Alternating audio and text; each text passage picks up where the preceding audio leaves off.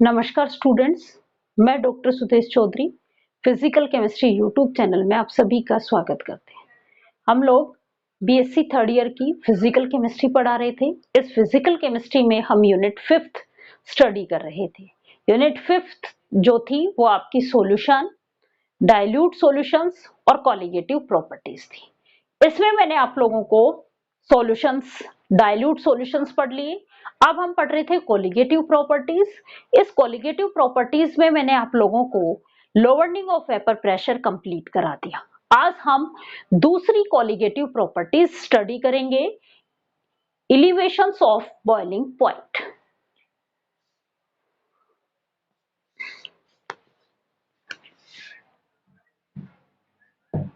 BSc third year का physical chemistry का part पढ़ रहे हैं हम।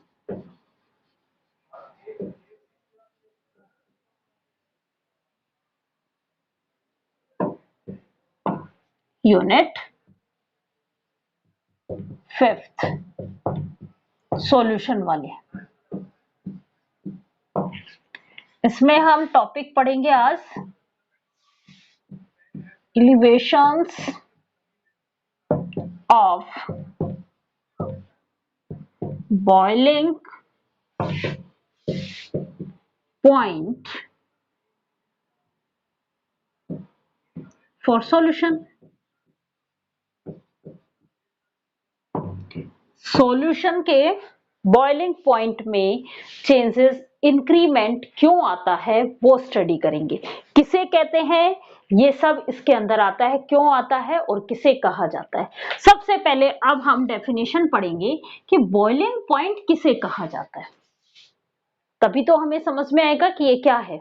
बॉइलिंग पॉइंट क्या है? वो टेम्परेचर जिस टेम्परेचर पे किसी भी लिक्विड का वेपर प्रेशर जो है वो एटमॉस्फेरिक प्रेशर के इक्वल हो जाए। तो बॉइलिंग पॉइंट क्या है? At boiling point the temperature at which vapour pressure of liquid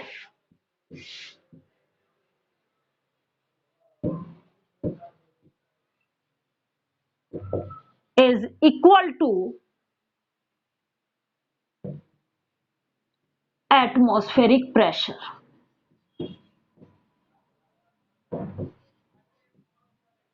और इस टेम्परेचर पे लिक्विड क्या करने लगेगा? बॉयल होने लग जाएगा। तो इस टेम्परेचर को क्या कहा जाता है? बॉइलिंग टेम्परेचर कहलाता है।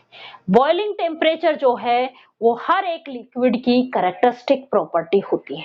मींस हर एक लिक्विड का एक पर्टिकुलर टेम्परेचर होता है जिसपे वो बॉयल होता है। जैसे हम बात करें वाटर का बॉइलिंग टेम्परेचर जो है वो 100 डिग्री सेंटीग्रेड होता है। मींस इस टेम्परेचर के ऊपर वाटर की जो वेपर प्रेशर है वो एटमॉस्फेरिक प्रेशर के इक्वल हो जाएगा और वाटर जो है वो बॉयल होना शुरू हो जाएगा। अब कि इस प्योर फॉर्म और जब हम सॉल्यूशन बनाते हैं, मींस उस प्योर फॉर्म, प्योर सॉल्वेंट में, लिक्विड सॉल्वेंट में जब हम कोई नॉन वोलेटाइल सोल्यूट पार्टिकल्स डाल देते हैं तो इनके वेपर प्रेशर पे क्या इफेक्ट पड़ेगा, जिससे इनडायरेक्ट रूप में इनके बॉइलिंग पॉइंट पे इफेक्ट पड़ेगा। हमने लोअरिंग ऑफ वेपर प्रेशर पढ़ा था, मींस वेपर प्रेशर का डिक्रीमेंट हो रहा था। क्यों हो रहा था? क्योंकि प्योर फॉर्म में जो आपका सॉल्वेंट, मान लो हम बात करें प्योर वाटर की, मींस प्योर सॉल्वेंट हुआ, प्योर सॉल्वेंट है तो उसके लिक्विड का सरफेस एरिया इतना था। इस सरफेस एरिया से जो वेपराइजेशन प्रोसेस हो रही है वो उस प्रोसेस के लिए इसको इतना सरफेस मिल रहा है। मींस वेपराइजेशन फास्ट होगी, सरफेस एरिया ज्यादा है तो, और वेपराइजेशन प्रोसेस फास्ट होगी तो वेपर प्रेशर भी ज्यादा होगा, क्योंकि वेपर्स ज्यादा बनेंगी जिससे वेपर प्रेशर भी जल्दी से इंक्रीज हो जाएगा और एक ऐसा टेम्परेचर आएगा जिसपे वेपर प्रेशर और एटमॉस्फेरिक प्रेशर इक्वल हो जाएगा, उसको हम बॉइलिंग पॉइंट्स कहते हैं। अब हम बात करते हैं कि इस प्योर सॉल्वेंट में हमने डाल दिया कोई नॉन वोलेटाइल सोल्यूट पार्टिकल्स। अब जब इसमें डिसॉल्व होंगे तो इतनी सरफेस पे कहीं कहीं ये नॉन वोलेटाइल पार्टिकल्स भी आ जाएंगे। मीन्स अब पहले उस पूरी सरफेस पे ओनली और ओनली वोलेटाइल नेचर के सोलवेंट पार्टिकल्स थे। अब इस सरफेस पे कहीं कहीं नॉन वोलेटाइल पार्टिकल्स आ गए। नॉन वोलेटाइल पार्टिकल्स आए तो सरफेस एरिया कम हो गया। सरफेस एरिया कम हुआ तो वेपराइजेशन प्रोसेस भी क्या हो जाएगी, स्लो हो जाएगी। और जब वेपराइजेशन प्रोसेस स्लो होगी तो वेपर प्रेशर को एटमॉस्फेरिक प्रेशर के इक्वल करने के लिए हमें क्या करना पड़ेगा, टेम्परेचर को इंक्रीज करना पड़ेगा। मीन्स अब जो बॉइलिंग पॉइंट है वो क्या हो गया, इंक्रीज हो गया। तो जब सॉल्यूशन बनता है तो बॉइलिंग पॉइंट जो है वो इंक्रीज हो जाता है। मीन्स वाटर के अंदर जब हम सोल्यूट पार्टिकल्स डाल दिए तो इसका बॉइलिंग पॉइंट 100 डिग्री से ज्यादा होगा। क्लियर? तो हमें ये तो पता चल गया कि बॉइलिंग पॉइंट क्या हो जाता है, प्योर से सॉल्यूशन बनता है तो बॉइलिंग पॉइंट इंक्रीज हो जाता है। अब एलिवेशन ऑफ बॉइलिंग पॉइंट किसे कहेंगे, इस पॉइंट को समझते हैं हम। ये पॉइंट क्या कहलाता है कि प्योर सॉल्वेंट और सॉल्यूशंस के बॉइलिंग पॉइंट का डिफरेंस मीन्स डेल टी। ये क्या है, सॉल्यूशन के बॉइलिंग पॉइंट, टी किससे दिखाया मैंने, टी एस, सॉल्यूशन के बॉइलिंग पॉइंट माइनस टीबी, ये डिफरेंस क्या कहलाएगा, एलिवेशंस ऑफ बॉइलिंग पॉइंट। क्या कहलाएगा ये, एलिवेशन ऑफ बॉइलिंग पॉइंट कहलाएगा, जिसको हम डेल टीबी भी कह सकते हैं और डेल टी से भी डिनोट कर सकते हैं, एक ही बात है। टीएस क्या है, बॉइलिंग पॉइंट ऑफ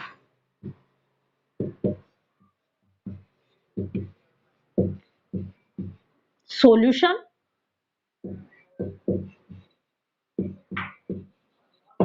और टीबी क्या है, बॉइलिंग पॉइंट ऑफ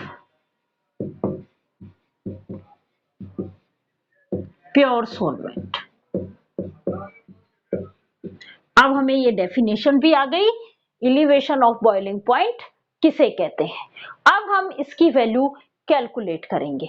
जब हम प्योर सॉल्वेंट और अलग अलग कंसंट्रेशंस के सॉल्यूशंस का प्रेशर और टेम्परेचर के रेस्पेक्ट में जब हम ग्राफ खींचते हैं तो हमें जो ग्राफ मिलता है वो रेगुलर कर्व मिलता है।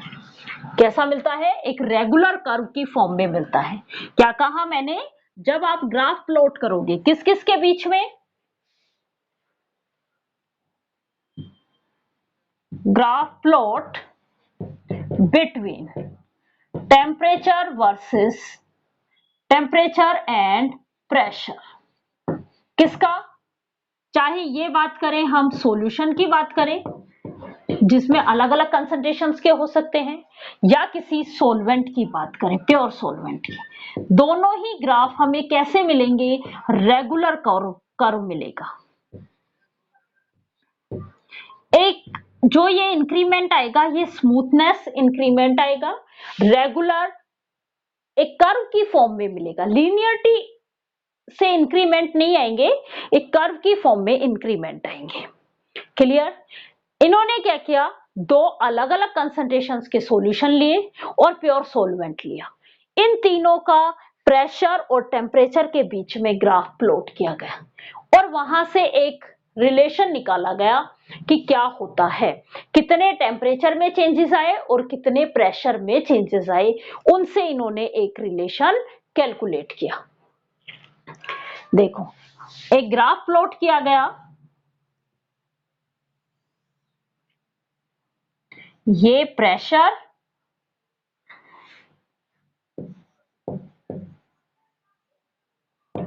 और ये टेम्परेचर। जैसे जैसे टेम्परेचर इंक्रीज करते जाते हैं वेपर्स ज्यादा बनेगी, वेपर्स ज्यादा बनेंगी तो वेपर प्रेशर भी इंक्रीज होता हुआ चला जाता है। ये सॉल्वेंट का है और ये सॉल्यूशंस के हैं। ये सॉल्वेंट का, ये सॉल्यूशन ए और ये सॉल्यूशन बी। सॉल्यूशन ए की कंसंट्रेशन कम है, concentration of solution A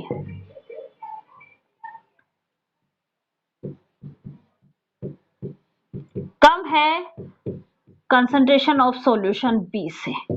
means B वाले की कंसंट्रेशन ज्यादा है तो इसलिए ये नीचे कर्व बनेगा, ए वाले की कंसंट्रेशन कम है इसलिए ये ऊपर बनेगा, और प्योर सॉल्वेंट सबसे ऊपर बनेगा। इस तरीके से आपको कर्व याद रखना है। अब हम बात कर रहे हैं कि मान लो ये जो प्रेशर है, ये प्रेशर है एटमॉस्फेरिक प्रेशर P, और इस प्रेशर के रेस्पेक्ट में जब हम इस, भाई आप टेम्परेचर निकालते हो तो कैसे निकालते हो, इस कर्व के ऊपर एक लाइन खींचते हो, लाइन मिलाते हो और उस लाइन को टेम्परेचर एक्सिस पे टच करवाते हो, ऐसे निकाला जाता है। भाई आप किसी भी कर्व पे यदि आपको ये कहा जाए कि एक्स पॉइंट ये है तो आप एक्स में भी क्या करते हो, एक्स एक्सिस पे जाते हो ऊपर की तरफ वो पॉइंट पे, और उसी की लाइन में वाई एक्सिस पे टच करवाते हो। मीन्स आपको कोऑर्डिनेट्स पता, एक कोऑर्डिनेट पता हो तो दूसरा कोऑर्डिनेट आप पता कर सकते हो।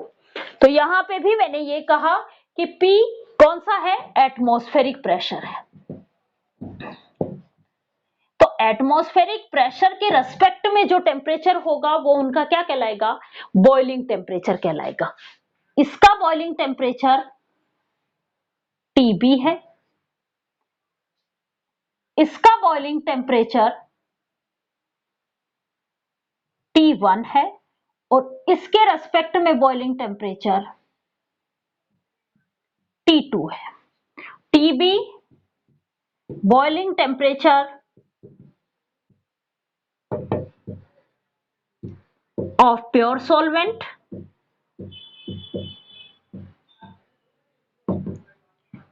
T1 boiling temperature, boiling point या boiling temperature of solution A, और T2 boiling temperature of solution B।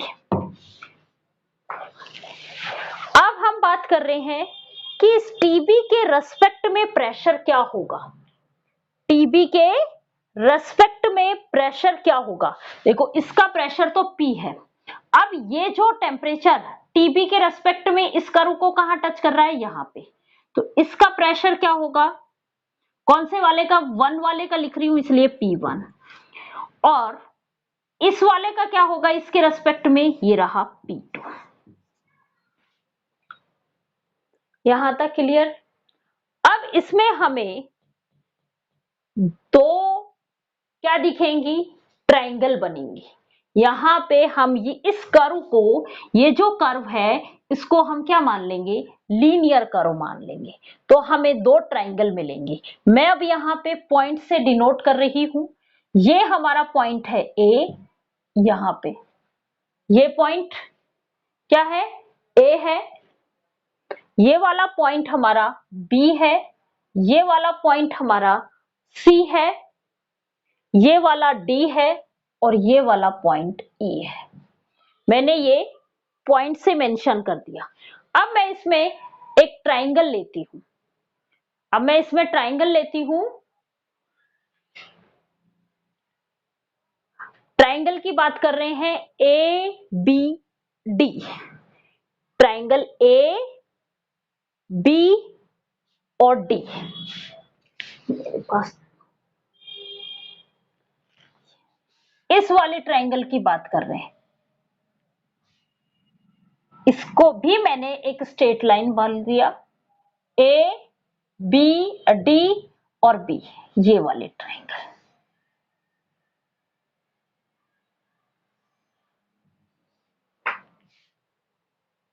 और दूसरी ट्रायंगल ले रहे हैं हम ये वाली,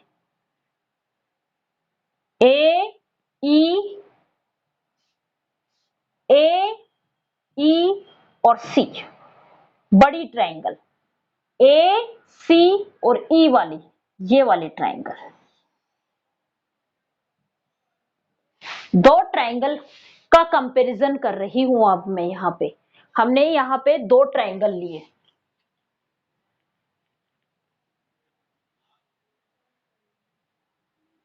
और इस ग्राफ से हम उनका कंपैरिजन करेंगे।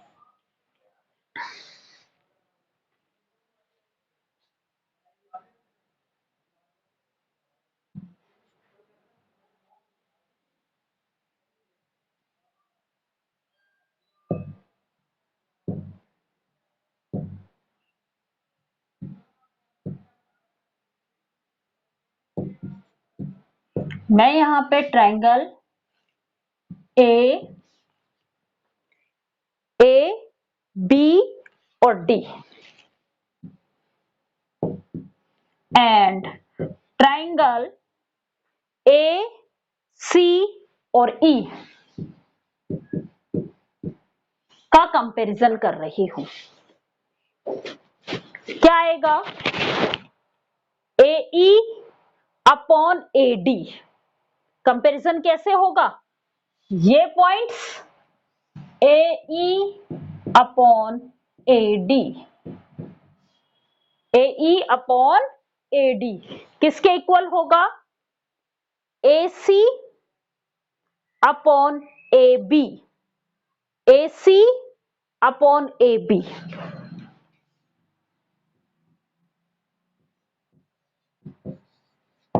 अब देखो A D sorry A E क्या है? T two minus T B, यही तो है। ये रहा ये वाला पॉइंट, यहां टेम्परेचर टीबी है और यहां टेम्परेचर क्या है? T2 है। तो AE तो आपका क्या है? T2 minus TB. AD क्या है आपका? ये रहा AD। यहां TB टेम्परेचर और D पॉइंट पे क्या है? T2 temperature sorry T1 temperature. तो AD क्या है आपका? T1 minus TB। ऐसे ही अब हम AC की बात करें, A और C क्या है? A पे क्या है प्रेशर? P और C पे क्या है प्रेशर? P2। C पे प्रेशर क्या है? P2 मीन्स AC तो क्या है आपका? P minus P2। और A B क्या है? ये रहा A और B, यहां प्रेशर क्या है? P minus P1।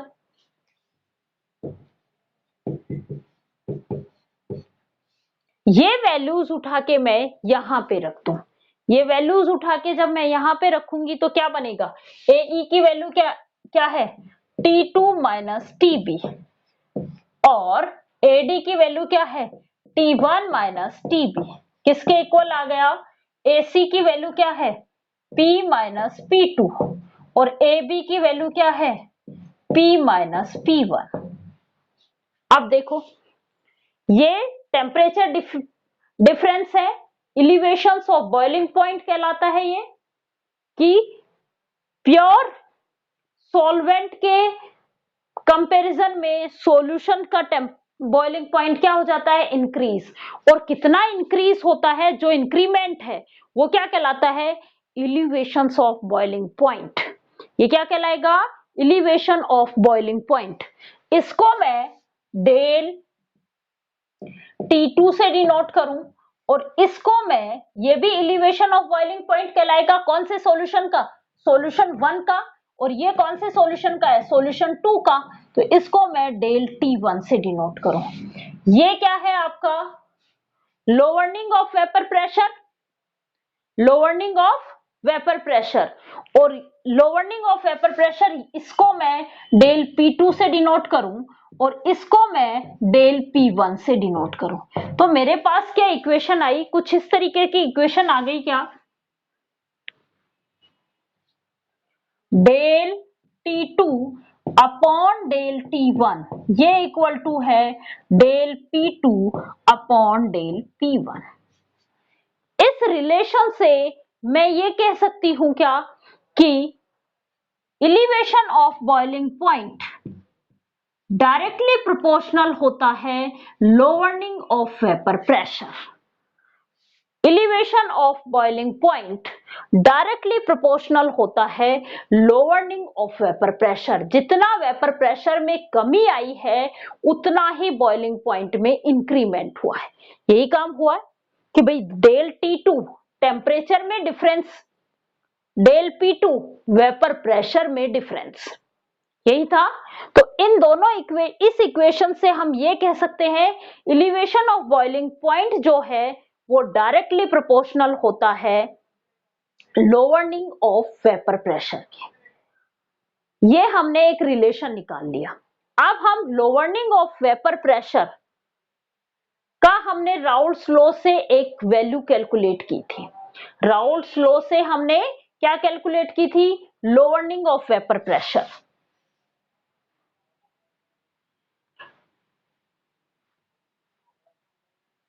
इस इक्वेशंस को नंबर 1 दे दो। अकॉर्डिंग टू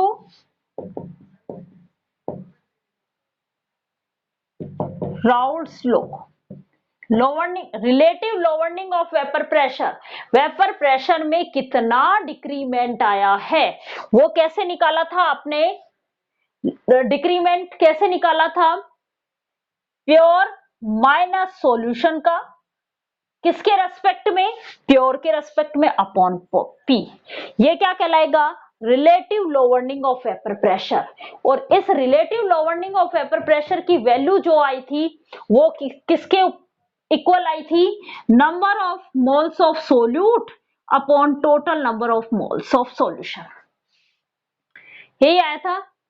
सोल्यूट में हमने ये कहा कि सोल्यूट के नंबर ऑफ मोल्स n ये होते हैं molecular weight of solute, weight of solute upon molecular weight of solute. Number of moles किसी भी चीज का ऐसे निकालते हो कि weight, given weight upon molecular weight. मैं इसके स्मॉल m से डिनोट कर दूं तो कैपिटल N क्या होगा? ये भी कैसा होगा? ये क्या होगा? सोलवेंट के नंबर ऑफ, सोलवेंट का वेट W अपॉन सोलवेंट का मोलिकुलर वेट कैपिटल M। ये वैल्यूज मैं यहां रखूं तो lowering of vapour pressure P minus P S upon P, ये वैल्यू आपके पास आ जाती है। N की वैल्यू रखी small w upon small m into N की वैल्यू अपॉन में है तो ये M ऊपर चला जाएगा और कैपिटल W, इसको कैपिटल W से डिनोट करो क्योंकि दोनों में कंफ्यूजन नहीं हो। तो capital M upon capital W, ये वैल्यू आती है। क्लियर? अब हमें यहां पे क्या निकालना है? क्योंकि मेरा तो रिलेशन क्या है? Del P, only del P means ये ऊपर वाली वैल्यू। तो मैं इस P को यहां भेज दूं, डेल P अपॉन P, ये वैल्यू क्या आई? Small w capital M, small m capital W, यही आई। तो डेल P की वैल्यू मेरे पास क्या आ गई? Del P equal to P small w capital M, small m capital W। ये इक्वेशन नंबर 1 और ये इक्वेशन नंबर 2। इस इक्वेशन में प्रोपोर्शनल साइन को हटाएंगे तो कोई कांस्टेंट काम में लेंगे। वे प्रोपोर्शनल साइन को हटाएंगे तो क्या करेंगे? कोई कांस्टेंट काम में लेंगे। वो कांस्टेंट हमने मान लिया कि हम यहाँ पे जो कांस्टेंट काम में ले रहे हैं वो स्मॉल के काम में ले रहे हैं। From equation 1 and 2। अब मैं यहाँ पे ये प्रोपोर्शनल साइन को हटाया, डेल टीपी ये इक्वल टू स्मॉल के, ये लगा दिया, और डेल पी इसकी वैल्यू मेरे पास क्या है? ये रही। डेल पी क्या है? Capital P small w m, small m capital W। ये वैल्यू मैंने यहां पे पुट कर दी। अब देखो यहां पे proportional sign, proportional constant means k की वैल्यू हमारे पास कांस्टेंट है, p प्योर फॉर्म में सॉल्वेंट का प्योर फॉर्म में वेपर प्रेशर, तो प्योर फॉर्म में भी वेपर प्रेशर उसकी कैरेक्टरिस्टिक प्रॉपर्टी है। तो एक पर्टिकुलर सॉल्वेंट के लिए ये भी क्या आ जाएगा, आपका कांस्टेंट वैल्यू आ जाएगी। और स्मॉल w की वैल्यू भी आपके पास, सॉरी, ये कैपिटल M की वैल्यू भी आपके पास क्या आ जाएगी, कांस्टेंट आ जाएगी। तो क्या होगा, स्मॉल k, p और कैपिटल M। कैपिटल M क्या था हमारा,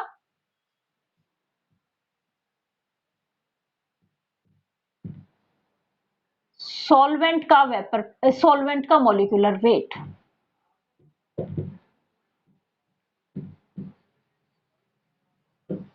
यही था, जब हम एक ही सॉल्वेंट की बात कर रहे हैं तो उसका मॉलिक्यूलर वेट चेंज नहीं होगा। एक ही सॉल्वेंट की बात कर रहे हैं तो उसका मॉलिक्यूलर वेट चेंज नहीं होगा, मींस कैपिटल M एक सॉल्वेंट के लिए कांस्टेंट होगा। P एक सॉल्वेंट के लिए, प्योर सॉल्वेंट का वेपर प्रेशर भी कांस्टेंट होगा। और K ये तो प्रोपोर्शनल कांस्टेंट था। इन तीनों का प्रोडक्ट हमें क्या मिलेगा, एक कांस्टेंट जिसको मैं कैपिटल K कहूंगी। तो डेल TB की वैल्यू क्या आ जाएगी, अब देखो ये K, ये P और ये M, इसकी वैल्यू तो capital K, small w, small m, capital W। अब यहां पे ये मत कहना कि स्मॉल m जो है वो क्यों कांस्टेंट नहीं किया, क्योंकि वो सोल्यूट है और सोल्यूट तो हम चेंज कर सकते हैं, इसलिए हम किसके रेस्पेक्ट में निकाल रहे हैं, सोलवेंट के रेस्पेक्ट में निकाल रहे हैं। बॉइलिंग पॉइंट में जो चेंजेस आ रहा है वो किसके रेस्पेक्ट में निकाल रहे हैं, सोलवेंट के रेस्पेक्ट में निकाल रहे हैं। इसलिए स्मॉल m जो है वो सोल्यूट का मॉलिक्यूलर मास है, ये चेंज नहीं होगा। क्लियर यहां तक।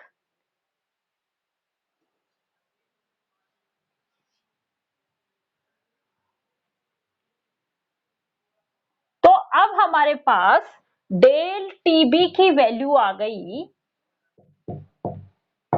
Capital K W, small w, small m into capital W।